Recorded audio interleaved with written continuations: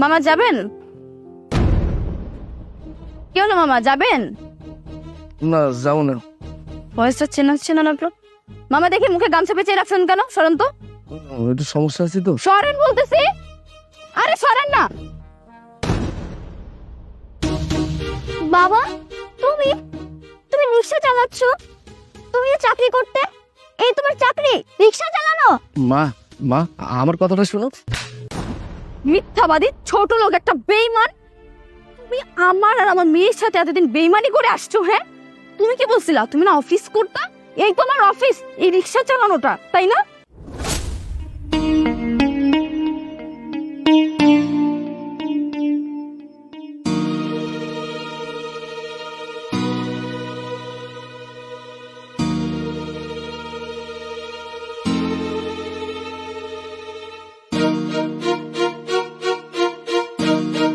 বাবা, অফিস যাচ্ছ? হ্যাঁ। তোমাকে না আমি একটা কথা বলার ছিল। গতকালকে আমার ফ্রেন্ড স্কুলে একটা ব্যাগ নিয়ে এসেছিল। দেখতে ব্যাগটা এত সুন্দর বাবা, তোমাকে যে কি বলবো, মানে বলে বোঝাতে পারছি না। ব্যাগটার ডিজাইন, কালার এত সুন্দর বাবা, তোমাকে যেন কি বলবো না। আমার বান্ধবী বলেছে ব্যাগটার দাম নাকি মাত্র 3000 টাকা। আমি চাই তুমি আজকে অফিস থেকে আসার পথে আমার জন্য ওই ব্যাগটা নিয়ে আসো। প্লিজ বাবা, তুমি আমার জন্য নিয়ে এসো প্লিজ। আচ্ছা ঠিক আছে মা, নিয়ে আসবো। বাবা, তোমার মনটা কেন যেন একটু খারাপ লাগছে, কিছু হয়েছে? না, কিছু না, এমনিতেই। আচ্ছা, কি ব্যাপার বলো তো? এর আগে তো প্রত্যেক মাসে রুম ভাড়াটা ঠিক মতো দিয়ে দিতে, কিন্তু আজকে মাসের 7 তারিখ, তুমি রুম ভাড়া দেওয়ার কোনো নামে নিতেছো না। আচ্ছা, রুম ভাড়া কবে দিবা? আর তুমি ইদানিং এমন হয়ে যাইতেছো কেন? কি কোনো সমস্যা? না, কোনো সমস্যা নেই। বাড়ি ভাড়ার ব্যাপারটা আমি দেখছি। ঠিক আছে।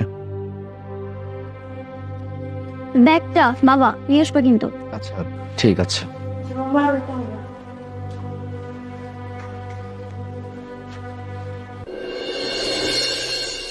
এই বেটা, তুই আজকে আমার সন্ধ্যার ভিতর টাকা দিয়ে দিবি। আমার নাম শুনলে মন সেমনি ভয়তে পলায়, আর তুই আবার টাকা নিয়ে মানে ঘোরাঘুরি করতেছিস। তুই যেমনি হোক আজকে বিকেলের ভিতর টাকা দিয়ে দিবি, ঠিক আছে? কথার ভিতর মনে থাকি, ঠিক আছে? এই এখানে রাখ।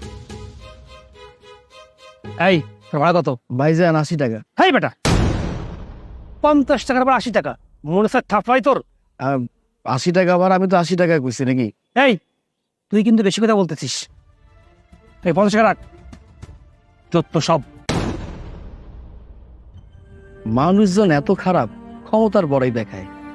80 টাকার ভাড়া 50 টাকা দিল। আমার মতো গরিব মানুষের উপরে তো শুধু দেখাইতে পারে রাগ।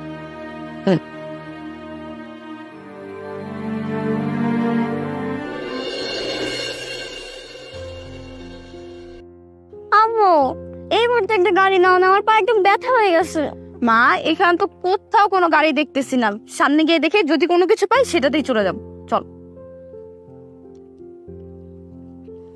আম্মু, ওইটা দেখো, ওইখানে মনে হচ্ছে একটা রিক্সা আছে। চলো ওইটাই নিব আমরা, চল। মামা যাবেন? কি হলো মামা, যাবেন? না, যাও না।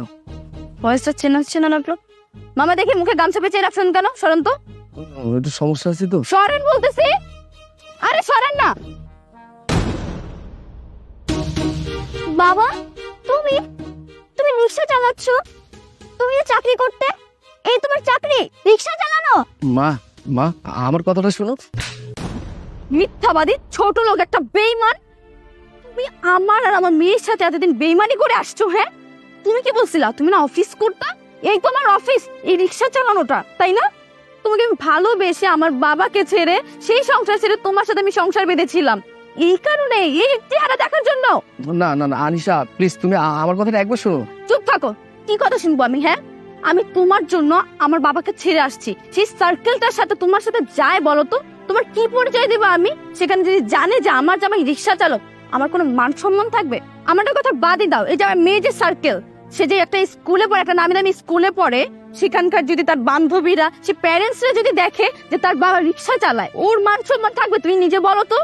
দেখো, আমি চাই না আমার মেয়ে তোমার পরিচয় কোনভাবে বড় হোক। তুমি কোনোদিনও আমার মেয়ের সাথে যোগাযোগ করার চেষ্টা করবে না। সত্যি তো, মা তো ঠিকই বলেছে, যারা কিনা আমার বন্ধু বান্ধব আছে তাদের বাবা মাও কিন্তু অনেক বেশি রিচ।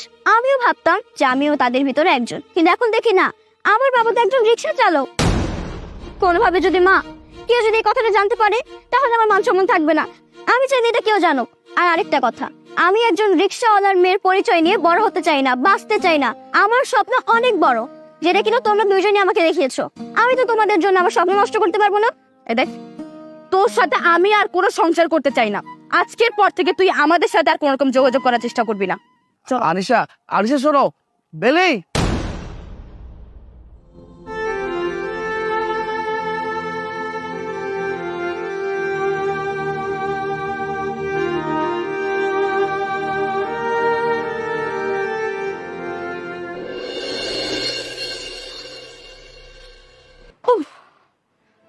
জাস্টই খারাপ হয়ে যেতেছে। মা বলো তো, বাবা কি এটা কোনো কাজ করলো? সেটাই তো আমি বুঝতে পারতেছি না। এতদিন ধরে বলে আসছে যে বড় একটা অফিসে চাকরি করে, সেরকম গেট আপ সেটআপ নিয়েও বের হয়, কিন্তু শেষ পর্যন্ত আজকে কিনা দেখলাম রিক্সা চালাইতেছে, লুঙ্গি পরা। উফ, আমি ভাবতে পারতেছি না এত বড় বেইমান কিভাবে হইতে পারলো। কিন্তু মা, এখন আমাদের কি হবে? আনিশা, কি ব্যাপার? তুমি এখানে আবার কেন আসছো? হ্যাঁ, তোমাকে আমি নিষেধ করছি আমাদের সাথে আর দেখা করবা না, যোগাযোগ করবা না, তারপর তোমার এত বড় সাহস তুমি এখানে চলে আসছো। আনিশা, আমার কথাটা একবার শুনো।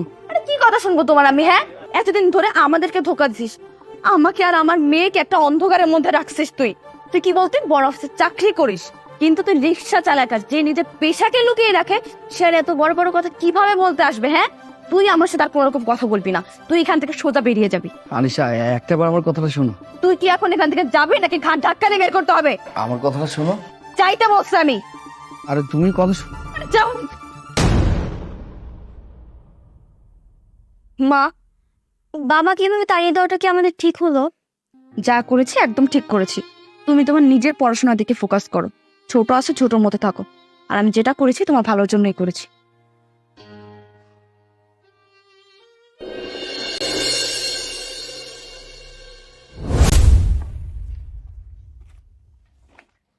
মামা, তোমাকে না বলেছিলাম আমার জন্য আইসক্রিম আনতে, দাও আইসক্রিম দাও। আইসক্রিম মানে তাই কিসের আইসক্রিম? তোর সারাদিনে তো আপনার লাইগাই থাকে, সারাদিন খালি খাই খাই খাই খাই খাই খাই করো, পেটের মধ্যে কি রাক্ষস ঢুকছে? হ্যাঁ, যাই এখান থেকে।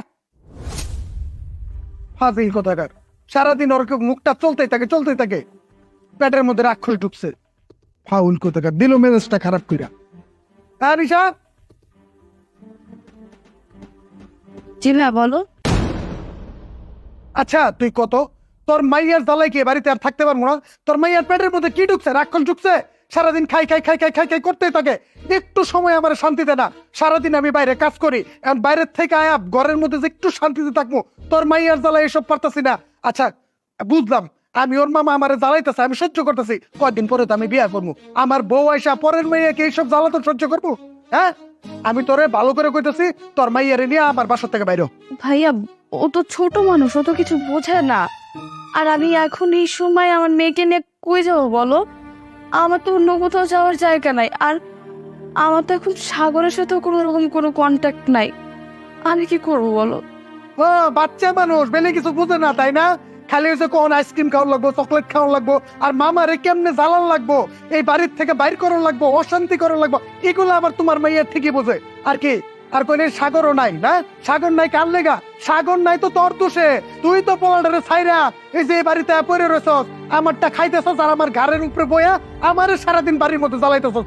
এত জ্বালা আমি সহ্য করতে পারবো না, তুই আমার বাড়ি থেকে বাইরে হয়ে যাবি। ঠিক আছে ভাইয়া, আমাকে কিছুদিন সময় দাও, আমি একটা চাকরি ম্যানেজ করে আমার মেয়েকে নিয়ে চলে যাবো। হ্যাঁ ঠিক আছে, চাকরিটা তাড়াতাড়ি ম্যানেজ করিস, আমার একটু শান্তি দিস।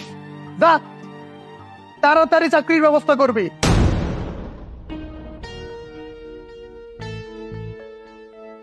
এগুলো আপদ বিপদ কবে যে বাড়ির থেকে দূর হবো আল্লাহ জানে। সাগর, তুমি? হ্যাঁ আমি। আনিশা, তুমি এখানে? আমি এখানে ইন্টারভিউ দিতে এসেছি, কিন্তু তুমি এখানে কেন? হ্যাঁ, আমি তো এই অফিসে নতুন জয়েন করেছি। তুমি না রিক্সা চালাতে?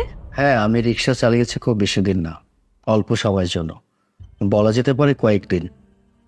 আর আমি যখন রিক্সা চালাতাম তোমার চোখের সামনাসামনি পড়ে গেছি, তুমি আমাকে ভুল বুঝে নানান কথা বলেছো। তোমাকে কিন্তু আমি বারবার একটা কথা বলার চেষ্টা করেছিলাম যে তুমি প্লিজ আবার একটা কথা শোনো। তুমি কোনো কথা শোনোনি। তুমি যদি শেষ সময় আমার কথা শুনতে, এই যে আজকে তুমি ইন্টারভিউ দেওয়ার জন্য আসছো, তোমার কি প্রয়োজন ছিল আসার? কোনো প্রয়োজন ছিল না। আসলে আমার আগে যে চাকরিটা ছিল সেটা চলে যায়, কিন্তু আমি চিন্তা করে দেখলাম এইসব ব্যাপার যদি আমি তোমাকে বলি হয়তো তুমি চিন্তা করবে, কারণ আমাদের ছোট একটা পরিবার, এই পরিবারটা চালাতে গেলেও তো অনেক টাকা খরচ। এই বাড়ি ভাড়া থেকে শুরু করে প্রতি মাসে 30 থেকে 40 হাজার টাকা শুধু ব্যয় হয়ে যায়, আর আমাদের পার্সোনাল খরচ তো আছেই।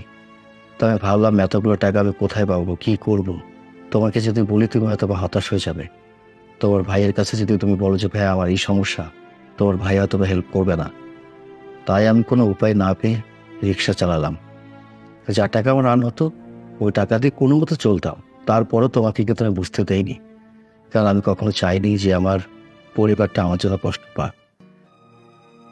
এর পাশাপাশি যে সময়টা ছিল, এই সময়টা আমি বিভিন্ন জায়গায় গিয়েছি চাকরির জন্য, কিন্তু সবাই তো একটা কথাই বলে চাকরি পেতে গেলে টাকার দরকার। কিন্তু ওই মুহূর্তে আমার কাছে এত টাকা ছিল না।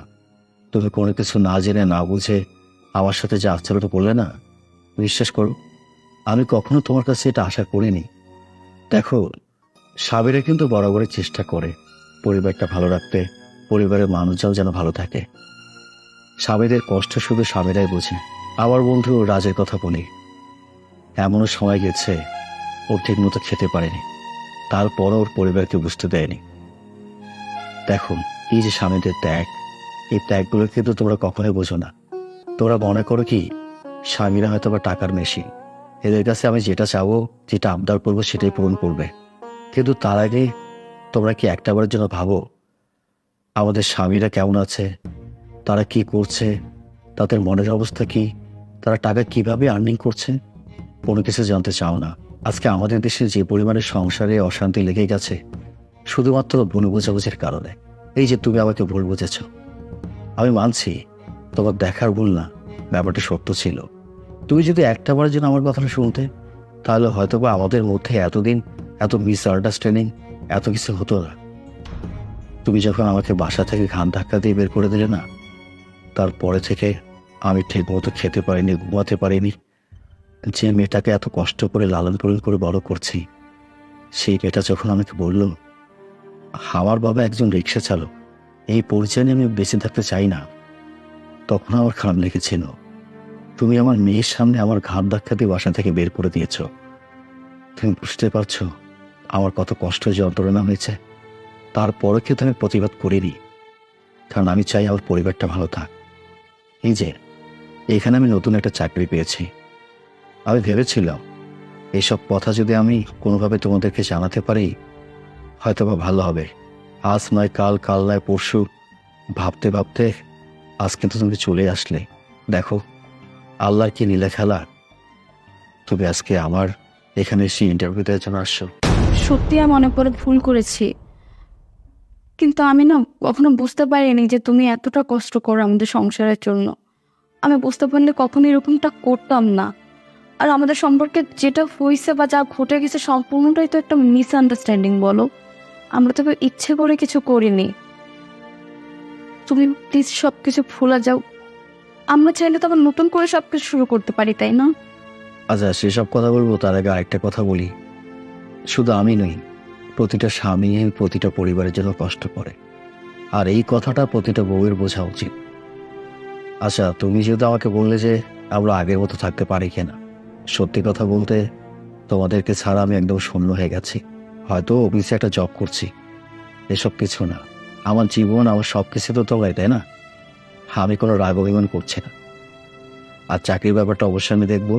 আমিও তো চাকরি করছি, এসব নিয়ে ভাবতে হবে না। চলো, আমি আমার মা মনিটাকে অনেক মিস করছি। চলো তাহলে। চলো।